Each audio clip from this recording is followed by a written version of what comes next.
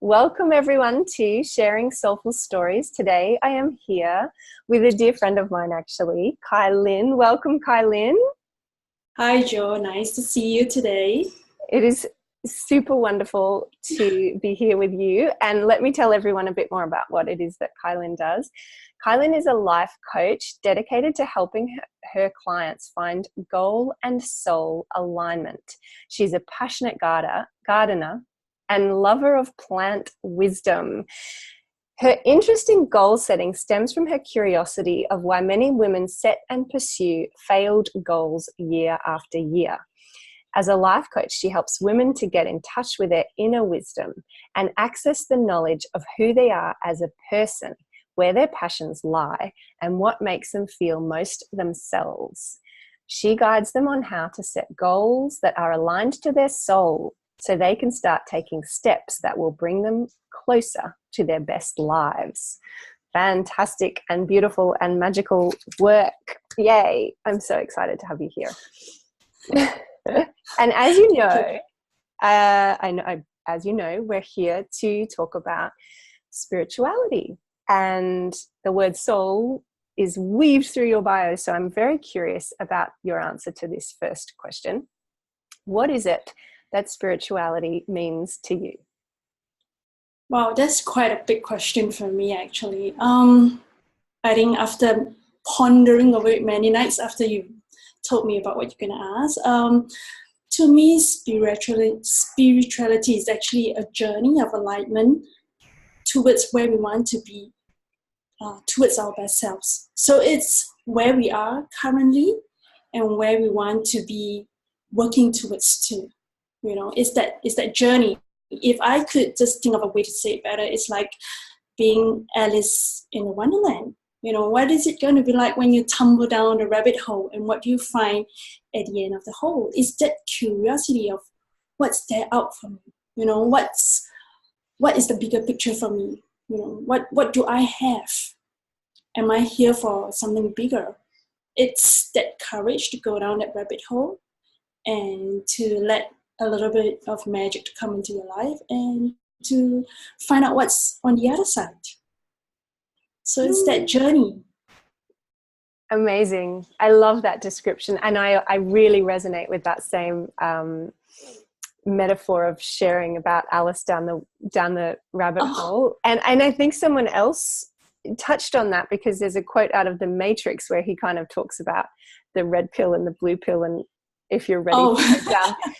But he actually says about Alice in Wonderland, like, how far are you willing to go? And I love it as a way to help people understand what that journey can be like, or how unknown it could be as well. Yes, precisely. Yeah. Onto that though. So I love that you've phrased it as a journey, and it really is this sort of, there's no destination journey, or even an idealistic destination journey. But has spirituality always been part of your life, or has there been some sort of triggering event that opened you to this idea of what spirituality means? I feel that spirituality has always been a part of my life. It's just that I'm not aware of it.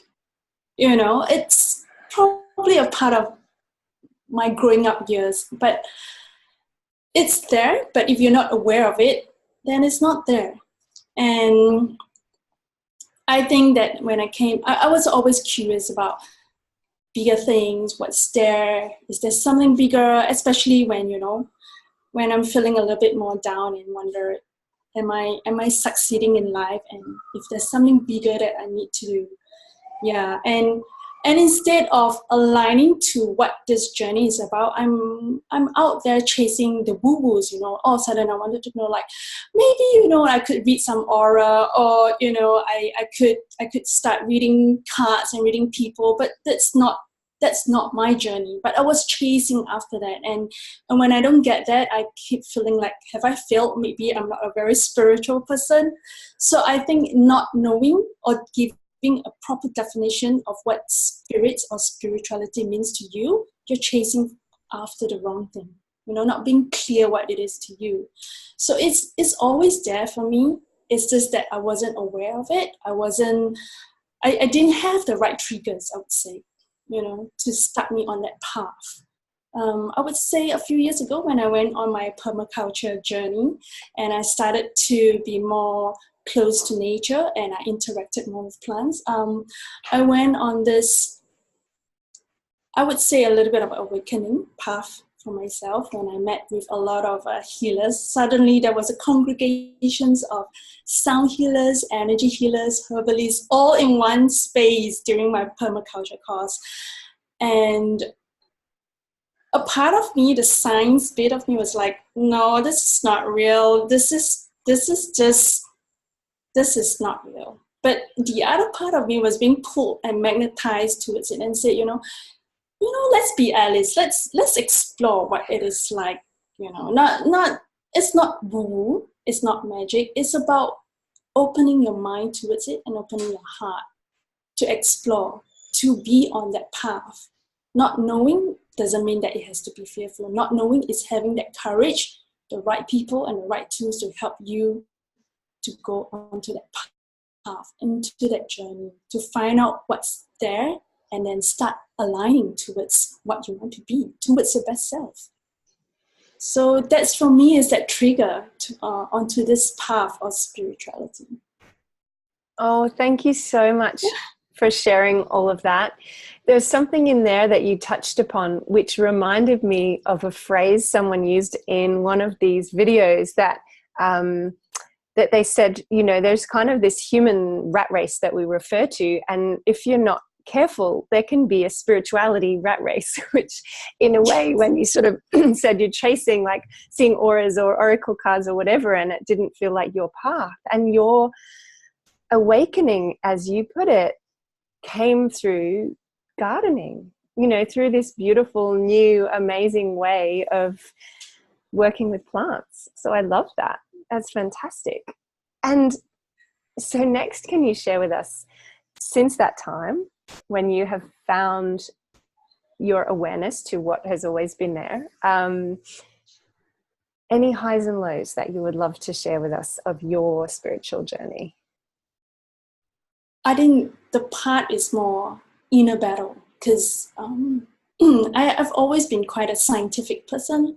So to be on this journey, there's always these two parts trying to pull one and the other, and it's like, oh, I do believe in plant energy and vibrations and healing. And then there's the other part of me, but where's the science base? Where's the scientific findings to this? What about other medical cures? So I think this inner struggle is the very low point for me, because I'm trying to make sense of things, but yet I want to let go of certain beliefs that held me back.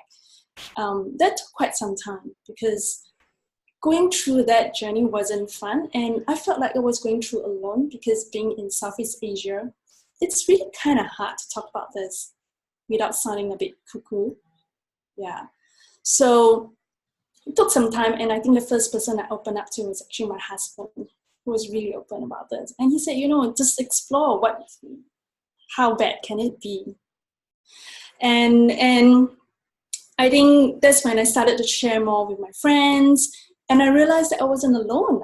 There's actually quite a bit of a community out there that does energy healing and vibrational remedies and plant work in Singapore.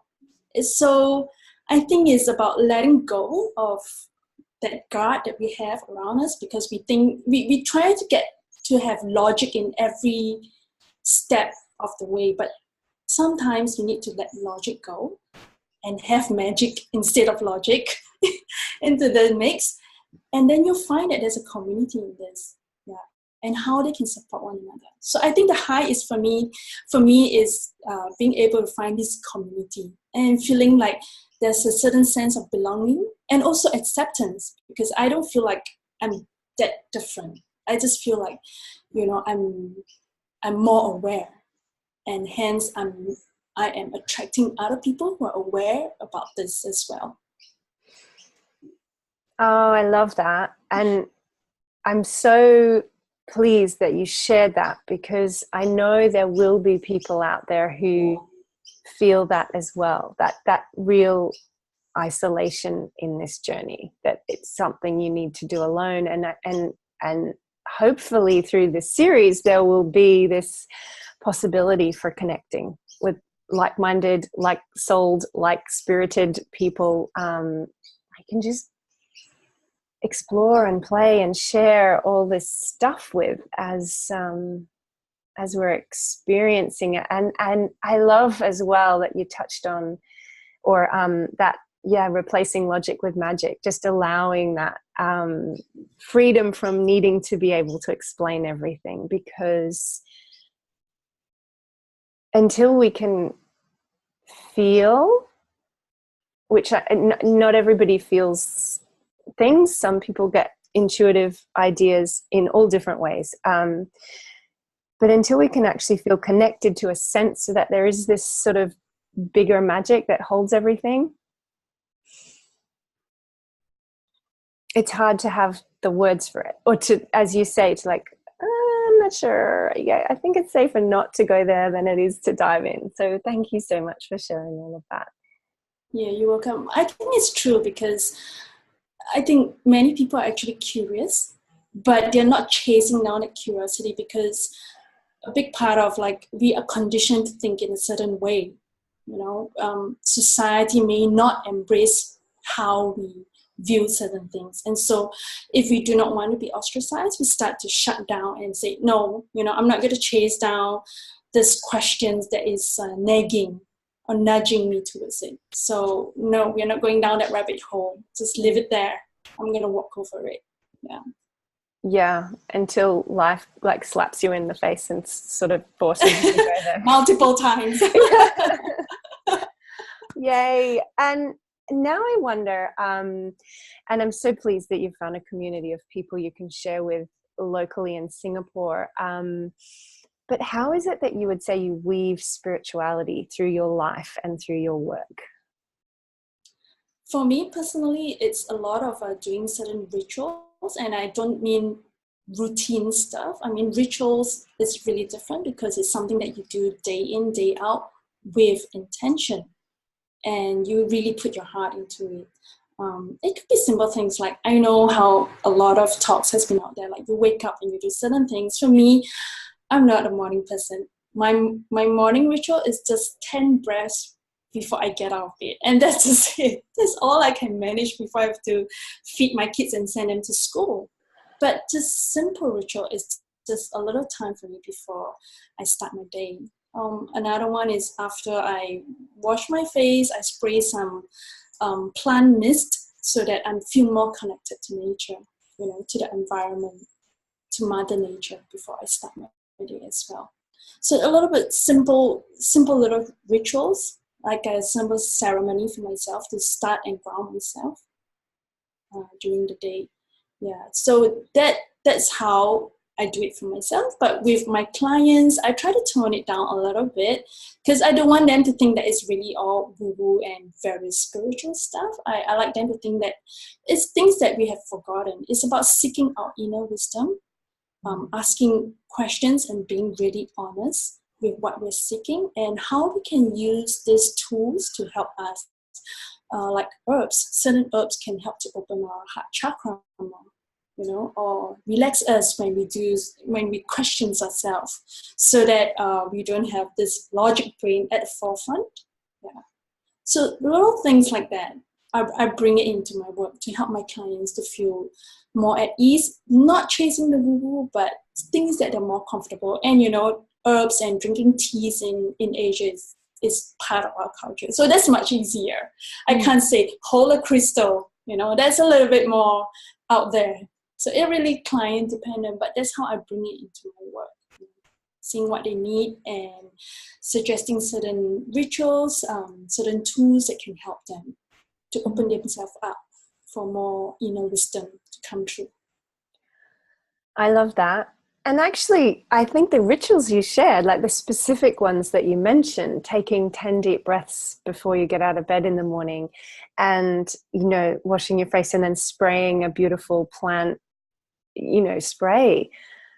with intention that I'm just grounding in, I'm connected, I'm in my body, whatever your exact words are. But for me, that would be the type of thing that would go through my mind, are actually really accessible rituals. Those don't sound very woo for me. They sound like great ideas. So I love that. Thank you so much for sharing. And now, and you may have lots of great advice here, because I know you work with clients about this type of thing, but for somebody who is ready to get a bit more curious and start an exploration and dip their toe in, and maybe not fall down the rabbit hole, but just look through the opening at the top, what advice would you have for them? I think for someone who's really new into this, there's a lot of fear that comes with it. Like, what if I don't like that journey? Or if I peer down the rabbit hole and all I see is just a big black hole staring back at me, what do I do? Finding that courage is really the first step. And to have courage, it's clarity. What is it that you are seeking for? How much does it take to really nudge you towards the rabbit hole? So knowing what you want, that clarity is really important. And in order to have that clarity, you need to be really honest with yourself. No more about, oh, what if and maybe and whatnot. It's really asking yourself that real honest questions and giving that real honest answer to yourself, because you're not answerable to others, but to yourself. At your deathbed, who are you going to answer to but yourself in the end? So it's having that clarity. And when you have the clarity, then you will have the courage to take the next step and knowing what to do. Even if it's not just going down a rabbit hole, but if you're just peering through it and just seeing it and, peeking and trying to see more of it, that needs courage. So clarity is the first part, I feel, that you need to have. Ask yourself, what is it that you want? I love that, but I also want to put myself in the me of 3, 4, 5 years ago that would have said, but how do I do that? But how do I do that, Khai? How do I ask myself what I want? What would you suggest to your clients for they're agreeing with you that clarity would be amazing, but they don't know how to hear or ask? I think to seek clarity is to know what is clouding your judgment in the first place. It's to sit down and ask, what is it stopping you from seeking that clarity? If you don't know what you want, then maybe do know what you don't want in the first place. And then you will find that clarity. So if it's not a yes, then what's no? What is stopping you from seeking the truth? Sometimes it's easier to answer, that, oh, I don't want certain things in my life rather than what do I want in my life. So know what is stopping you from taking that step, from seeking that clarity. And then from there, you get clarity. Yeah. You get clearer, a better picture of knowing what you want in your life. Brilliant. Thank you for adding that. That was great. That feels like we haven't covered that much, and yet we've covered so much. So if people are curious about working with you, if they want to know more, can you share a bit more about what you do and how they can find you? Oh, okay. So right now I'm just, I haven't really opened my coaching yet because I'm still doing some private coaching with a few women, and I've done some group coaching as well to help them to find the alignment towards, instead of chasing hollow goals, how can you be more intentional with your goals? And I'm talking about setting seasonal goal, which is 90 days, because every season is about 90 days. Yeah, so they could find me on my website, which I think you're going to list on your website as well. Yeah, and just pop on there or on Instagram and send me a DM on Instagram. Yeah. Fantastic. Thank you. And I'll pop your Instagram handle under the video too. Thank you so much for joining me today. It's been lovely to connect with you and hear a little bit more about your story.